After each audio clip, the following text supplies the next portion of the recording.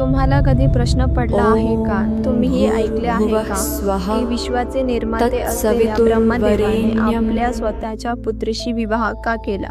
हे खरे आहे का की केवळ एक गैरसमज? का तोडला शिवशंकरांनी ब्रह्मदेवाचं 5वं शिर? आणि का आजही ब्रह्मदेवाची पूजा जगात जवळजवळ होतच नाही? ह्या सर्व प्रश्नांच्या मागे दडलं एक अद्भुत रहस्यमय आणि थरारक सत्य. तर चला बघूया. सनातन धर्मामध्ये ब्रह्मा, विष्णू आणि महेश हे 3 महान शक्ती या संपूर्ण दृष्टीचे तत्व आहेत. ब्रह्मदेव सृष्टीचे निर्माते, विष्णू सृष्टीचे पालन करते, शिव सृष्टीचे संहार करता. पण ब्रह्मदेवाच्या जन्माची कथा स्वतःमध्येच एक दिव्य आहे. एकांत, अंधार आणि शांततेत भगवान श्रीहरी विष्णूच्या नाभी कमळातून एक तेजस्वी प्रकाश प्रकट झाला आणि ह्या प्रकाशातून जन्म झाला सृष्टीकर्ता ब्रह्मदेवाचा. शिवपुराणात म्हटले आहे की सदाशिव आणि आदिशक्ती यांनी ब्रह्मदेवांना स्वतःच्या दिव्य शक्तीतून निर्माण केले. जेव्हा सृष्टी निर्माण करण्याची वेळ आली तेव्हा ब्रह्मदेवांना ज्ञान देणारी एक दिव्य सत्ता निर्माण करण्याचा विचार केला. मग त्यांच्या मनातून, त्यांच्या मुखातून ते बाहेर आलेली एक दिव्य स्त्री, तिचं नाव सरस्वती. शास्त्रानुसार ती ब्रह्मदेवाची मानसपुत्री मानली जाते. पण कथा इथेच संपत नाही. कथेप्रमाणे देवी सरस्वतीच्या तेजाने ब्रह्मदेव मोहित झाले.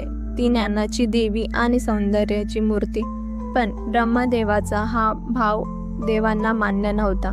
सरस्वती 4ही दिशांना निघून पळू लागली. पण ब्रह्मदेवाने तिचा शोध घेण्यासाठी 4 डोकी निर्माण केली. ती वर उडाली तेव्हा 5वं डोकंही जन्मलं. ही घटना पाहून सृष्टीचे संहार करता शिवशंकर संतापले आणि त्यांनी ब्रह्मदेवांना थांबवले आणि सांगितले, पुत्रीगमन हा धर्मविरुद्ध पाप आहे. आणि इतर देवांनीही ब्रह्मदेवांना समजवलं आणि त्यांना त्या भावनेचा त्याग आला. काही काळानंतर ब्रह्मदेव अभिमानाने भरून इतर देवांशी वाद करू लागले. शिवशंकरांनी एक दिव्य शिवलिंग प्रकट केले आणि म्हटले, जो ह्या प्रकाशाचा अंत शोधेल तोच श्रेष्ठ. विष्णूजी हारले.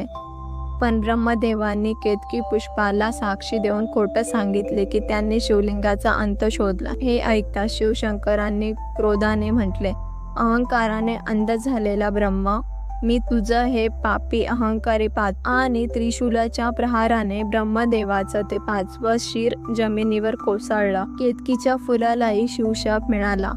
जेव्हा ब्रह्मदेवांनी पुष्करात यज्ञ करण्याचा निर्णय घेतला तेव्हा त्यांच्या पत्नी सावित्री उशिराने आल्या. शुभ मुहूर्त निघून जाईल म्हणून ब्रह्मदेवांनी गायत्री देवींशी विवाह करून यज्ञ पूर्ण केला. हे पाहून सावित्री क्रोधाने तरतरली आणि तिने ब्रह्मदेवांना शाप दिला, आजपासून तुझी पूजा 3ही लोकांत कोणी करणार नाही. त्यामुळेच आज संपूर्ण भारतात ब्रह्मदेवाचे फक्त एकच प्रमुख मंदिर आहे, पुष्कर, राजस्थान. सनातन धर्मातील प्रत्येक कथा एक संदेश देते.